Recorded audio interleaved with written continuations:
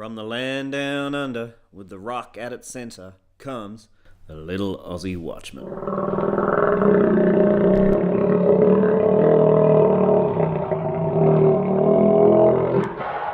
Euthanasia is coming to Australia. As if the experience in the Netherlands, Belgium and Oregon is not enough, Victoria, Australia now wants to legally implement a suicide law. Yes, that's right, a law that allows a doctor to legally kill his or her patient. Euthanasia is suicide by any other name. Many people do not understand the complexities of the issue and the leeway already present within palliative care to speed up an inevitable death. Currently, doctors experienced in palliative care are able to administer increasing doses of narcotic to manage pain.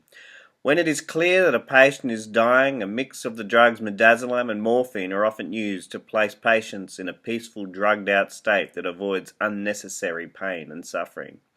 This is humane and places emphasis on human dignity and respect. However, this is not enough for our godless generation. They are keen to end all suffering. When does it stop? Suffering is part of the human condition.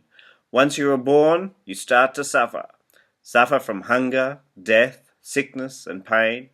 Suffering is one of the ways we mature. We seek God. We search for divinity and eternity. Suffering is one of the ways in which we find salvation. It allows us to open our hearts and minds to the call of God, to accept His loving kindness and salvation, and sometimes to find miraculous healing by His hand. The Victorian Parliament has just started the ball rolling on this radical change. The Euthanasia Bill has passed the early hurdles in the upper house. It would be called by many things. It would be called a Bill of Compassion, a Bill of Human Dignity. It will be called anything but what it is, a suicide-enabling bill that, even if it is not misused, which is highly unlikely given experience in other countries, it is a radical change in the way we look at humanity, a change that does not increase human dignity but reduces the value of life. It ignores the spiritual aspect of life and reduces it to a simple balance between joy and sadness. If there is likely to be ongoing sadness in somebody with a terminal illness, then that person will be legally allowed to commit suicide. It okays suicide. It allows people to give up on life. It changes society to accept the unacceptable. It allows the unpalatable to be palatable. Its effect will be permanent and far-reaching. When it is misused to subtly convince terminally ill patients that they should die so they no longer waste the state's resources on expensive palliative care, this is hard to prove.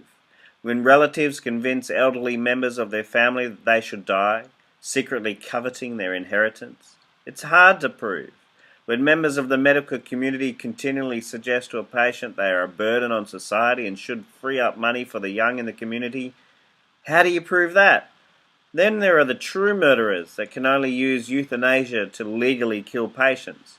Dutch physicians have gone to jail for murdering patients. In Holland, one study demonstrated that up to 30% of euthanasia deaths were done without explicit consent of the patients. 47% of all euthanasia deaths were not reported as euthanasia deaths, and some euthanasia was done by nurses without doctors' authorization. A euthanasia suicide bill is not only morally, ethically, and spiritually bankrupt, it opens up the door to a murderous kind of evil that keeps on pushing the boundaries of what is normal. This Nazi-light type law that is being offered up by the left side of politics is an open door to all kinds of demonic oppression. It cuts off our protection from the Almighty and will likely result in a major blowback within 12 months if it is ever made into law. May God protect us.